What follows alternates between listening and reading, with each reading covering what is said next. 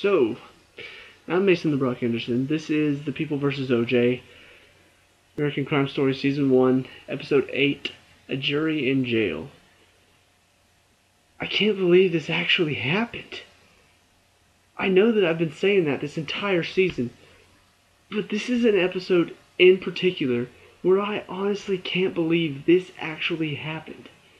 It's so crazy to think. I mean,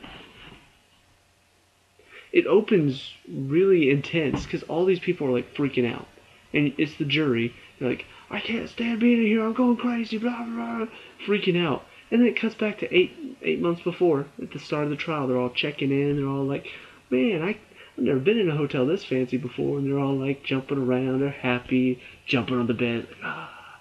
And then you start to see some of the problems. One guy said, "All right, let's watch some TV." There's no TV. The guy's going to the pool. Stop! Nobody's allowed in the pool. They start setting these strict limitations, and it's just like, yeah, I can see how you guys went crazy after 8 months of that. I would go crazy too. But what makes it even worse is that, I mean, this episode is completely about the jury. They have a few other things thrown in there, like, you know,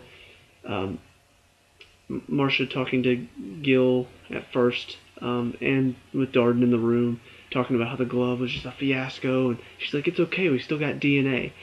So it's basically the jury was the main part, but they also had some stuff in there about the DNA, because you know she's thinking the DNA tells the whole story. You know they won't be able to fight that. And then one guy from the defense gets up and completely just tears that doctor to shreds. I mean, it's one thing to do what they did with OJ in the prison near the end and kind of rehearse it to get your lines right. It's another thing to not even try to prep him. I mean, don't get me wrong, I don't think witnesses should go up there with rehearsal. You know, I don't think they should go up there knowing what they're going to say beforehand. But I don't think you should send him up there without prep at all. Because this guy looked like he had no clue what he's doing. And I am discussing the DNA first before I get to the jury, but I mean, this DNA thing was a big deal. There's DNA everywhere. And then this guy from the defense gets up, starts questioning this doctor, and just throwing it all in his face. And you could just tell the doctor's not ready for it. It's like, how could you not have prepped him? How could you not have made sure he was ready to stand up under questioning? Because he was not ready. He's like, I guess, maybe, possibly. Like, what are you doing? Dude, just answer the question, yes or no. You don't remember what you were supposed to say. It looked like he had no clue. And then he gets off the stand. He goes, shakes Darden's hand, goes over, shakes the defense, shakes everybody on the defense, shakes all of their hands. And even Darden's like, is he really shaking all their hands? Like, it was embarrassing. There went the DNA, pretty much. And you knew it was coming at some point because this is a show about a trial and a case and law and all that. And generally whenever you have shows about that or have an episode in a show about stuff like that where there's all this paperwork, there's always a moment where you have a good paperwork tossing tantrum. And Marcia had hers in this one. She's looking at the testimony thing from this doctor who just completely got embarrassed on stand. Throws it down, pushes the stuff off the desk, goes over to her other desk, pushes that off. I'm just like, yeah, I understand. I don't feel bad for you because you should have gotten this doctor ready to withstand questioning, but yeah, I get it. But despite the DNA going completely out the window, she is kind of getting her way in this episode because she's finding some of these jurors that are working for Johnny's cause, that are leaning towards not guilty. She finds out that some of them have reasons to get kicked off the jury. One, he was arrested for like locking his girlfriend in his car and driving around the block a few times. And it's just like, yeah, you lied about that. See ya. there's another woman who was abused by her husband. This scene in particular really, I want to know, I really, really, really want to know how much of this show is accurate. Because they're sitting here talking about this woman who was abused by her boyfriend slash husband, I can't remember which one it was. After she leaves, they're talking about it. And Lee Bailey actually had the nerve to say it was 88. It technically wasn't rape back then. My heart skipped a beat because I feared for his life at that moment. I was like, dude, you're about to get your face clawed off by a woman who clearly is not happy about abusive relationships. She has taken a stand. You really just said that? You were really that stupid and naive to say that? And in front of her, of all people? It was crazy. If he actually said that in real life, I want to find him right now and just punch him in the face for have ever saying that. Because that's ridiculous. To even... It just kind of proves that you probably did the same thing. If you're saying that now, you probably had a girlfriend back then too, and you were probably doing the same thing. It's not rape. It's not rape back then.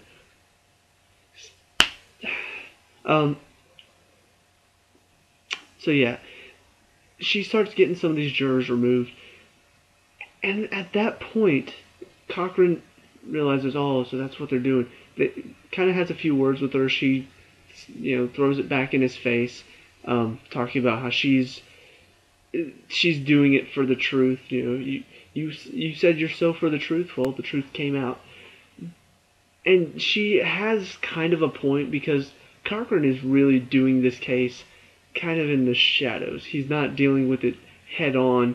He's taking an alternate route to get to his road instead of just taking the case head on. He's trying to focus everybody's attention over here instead of here where the focus should be. And that's how he's been winning this case, by taking the attention away. And I mean, that's how they knocked off the DNA stuff. They focused the attention not on the DNA, but on the guy handling the evidence.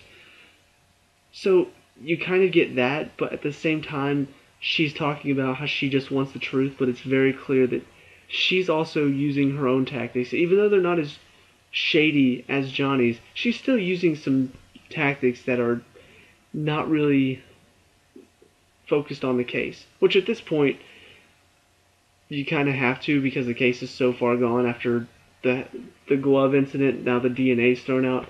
Yeah, try to get some jurors in. It makes sense why she's doing it. It's not like I'm sitting here saying, I don't understand why she's doing this. Like, it just doesn't make any sense. Just try to win the case.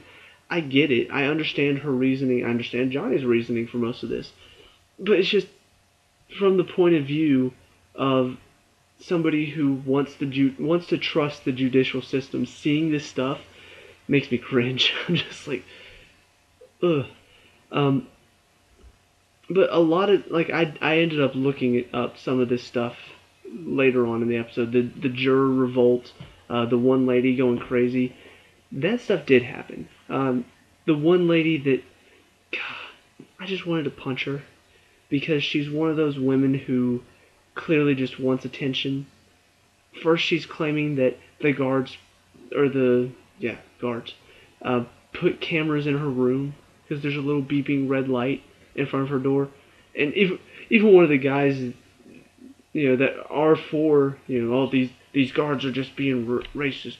Even he was like, I'm pretty sure that's the smoke alarm, sweetie. It's just like, really? And then she actually is in the judge's chamber crying her eyes out because she feels wronged by these guards. What? And then they let them go into Target for an hour, but we only went to Ross for 30 minutes. Them? What? They know that black people like Ross more. I'm just like... And even Johnny's in the background. It's true. Like, are you serious, dude? Like, even if that is stereotypically true, they, you're worried about shopping? That's your big concern? Really? But thankfully, she showed just how crazy she was by flipping out and trying to escape.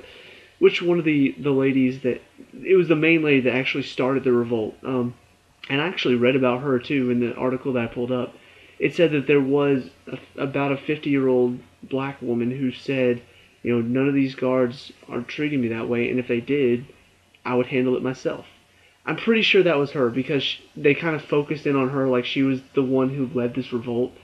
They all wore black into the courtroom. It's kind of everybody kept commenting, what is this, a funeral service? That's kind of the point. Like they feel like they're dying as being a part of this jury. And I feel kind of bad for Judge Ito because ultimately it wasn't him. He's just the defense and the prosecution are both bringing him this information. They're both bringing him this stuff, and he can't just say, forget it, just leave him on there. I mean, the stuff they're bringing is actual, they're issues that cause a conflict of interest. One guy was taking a picture with OJ at his place of work. One guy was keeping notes on the conjugal visits of other jurors. One woman was she went to the same doctor as OJ. This stuff is stuff he has to look at. It's stuff that he has to make a decision on. And it's not like he can just say, oh, you were abused and this is a case about abuse. You're good. No, that causes a conflict of interest. They have to be dismissed. So he's the one that everybody's focusing in on. He's the one that everybody's blaming. But it's not even his fault because the prosecution and defense are so focused on trying to get their jury that they just keep doing this, and all the blame gets put on Ito. It's like that sucks. I would hate to have that job. I would hate to be involved in that. And at some point, he just finally snaps. Like they start arguing. He's just like, "Shut up, both of you!" And I'm just like, "Get him, Ito. Tell him how it is." But yeah, so all this stuff is going on. Trying to remember what happened near the end.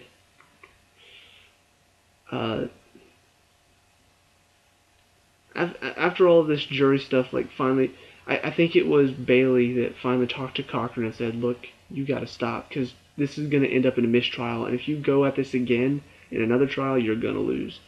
And so Cochran kind of wises up and says, you know what, all right. And brings Marcia, a truce coffee. You like it black, 2 sweet lows, and just, she gives him a little nod as he's heading back in, so it's like, okay, calling a truce for now. So that's kind of how the whole jury thing ends, the juror revolt, all that stuff. But some other interesting stuff going on in the same episode. You've got Bob Kardashian really struggling now. First, it shows him and OJ and then 2 other guys. They're all playing cards, and they visit him to play cards, betting with Skittles. Okay, but they're all just cracking up, having a good time. I don't know if the show is trying to hint, but the one hand that they do show, OJ goes all in, and he was bluffing. I'm just like, are you trying to make a subtle stab at this show? Is that what you're trying to do, or is this just you wanted to show one hand, and so you showed him winning? I don't know. It seemed like they were trying to make a statement subtly. Maybe it's just me. Then, after the whole DNA thing with Marcia, before the doctor got questioned, it shows Bob back at the prison with cards, but it's just him and OJ. The other 2 guys didn't show up.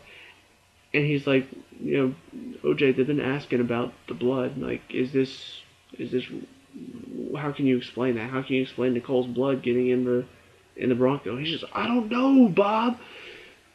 And you can tell he's kind of struggling with it. And he's saying, OJ even asked him, what? You said they're the ones asking? And he's just like, yeah, they're the ones asking.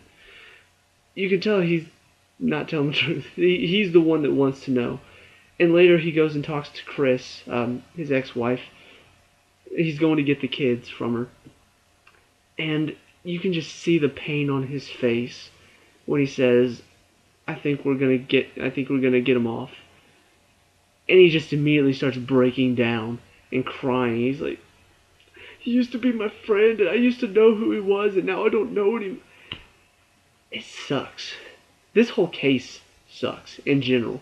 But this really sucks. You know, you can just... It kind of... It doesn't hit home, but it does kind of leave an imprint to see him like this, and then see his kids now. And all I can think is, wherever he is, he's got to be looking down saying, that's disappointing. You know, he's got to be disappointed because he seems like he really is a good guy. I mean, that's just, it is really sad. It's really sad to see him going through all of this, to see him struggling from the very first episode, struggling to accept the fact that OJ's guilty, then struggling to accept the fact that he might be innocent. He's just gone back and forth. He's really run the gauntlet as far as his emotions and how much they're really taking a toll on him. So that was really evident in this episode. One thing they do at the end, though, is OJ suggests taking the stand. And Johnny's like, you know what, let's give it a shot. And of course Shapiro's like, no, we can't. And it's a terrible idea. So they suggest doing a rehearsal in the prison. So they have a woman pretending to be Marcia Clark, grilling OJ, who's just so awful. Like, gotta be the worst. You would never, ever want him on the stand as a defense attorney if he is your client. You would never want him to be up on the stand. And it makes me wonder why the prosecution didn't think to question him. I mean, that would have been really the kicker, to question him and have him just really make a mess of things. Because, you know, he's laughing at some points. She's asking about, you know, did you abuse her on such and such day? And he's just like, you know, we get a little rough sometimes. And, you know, how did she end up in the hospital on this one day? Oh, it was New Year's. She got drunk and maybe she hit her head. And it's just like, put him on the stand, prosecution. Like, that would have won your case right there. So, you know, the defense is obviously like, yeah, we can't do this. Trying to think if there's anything else before that final scene. I think that's about it. You got the jurors, you got Marcia and Cochran going at it as far as getting the jury selected. You've got Bob Kardashian struggling. You've got the DNA stuff getting thrown out. You've got the defense trying him out as a witness and disregarding it. But then the final scene just really, really, really throws a wrench in everything. Because the guy's talking on the phone. It's like, really? Really? And he starts writing. He's like, okay, thank you. And it says Mark Furman tapes yelling or screaming the N-word. And it's just like, oh. There it is. Calling Furman was a bad idea. It's about to bite you in the butt. It was coming. You knew it was coming. You knew eventually everything's gonna happen. Everything's gonna come out in the end. There it is. And ultimately, you would think, you know, oh, that doesn't mean that he framed OJ. It doesn't matter. He lied about it on the stand. This is a racially sensitive case. And he is the guy that took charge of the crime scene. It's going to matter a whole hell of a lot in this case. In some other cases, it may not even matter. But this case, because it's so focused on the racial side of things, it's going to be a killer for the prosecution. Their lead witness, that was supposed to be the perfect witness, is about to be outed as a racist, as a liar. You're done. You are done.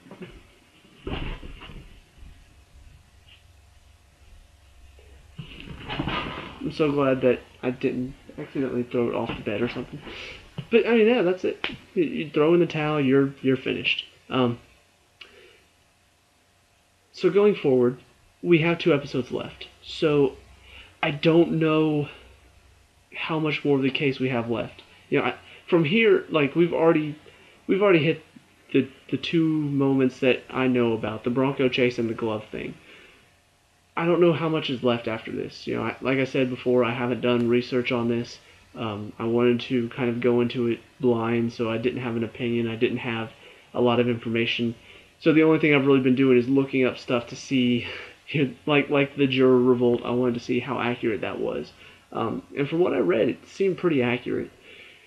So going forward, I don't know where it's going to end, but I'm curious to see where it goes from here, how far they're going to go past the case, and even though it's going to be hard to watching everything crumble,